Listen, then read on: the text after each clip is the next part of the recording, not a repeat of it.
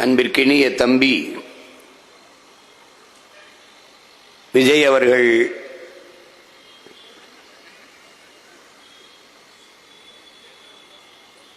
மக்களை சந்திக்கிற நிகழ்வை தொடர்ந்து செய்து வருகிறார். அதிலே இன்று கரூரிலே நடந்த கூட்டத்திலே நெரிசலில் சிக்கி 20 பேர் உயிரிழந்து விட்டார்கள் என்கிற துயர செய்தியை நமக்கு சொன்னபோது மிகுந்த மனவலியாக இருக்கிறது. அதிலே உயிரிழந்த நமது அன்பு பிள்ளைகள், உறவுகள் எல்லோருக்கும் நம்முடைய கண்ணீர் வணக்கத்தை செலுத்துவோம்.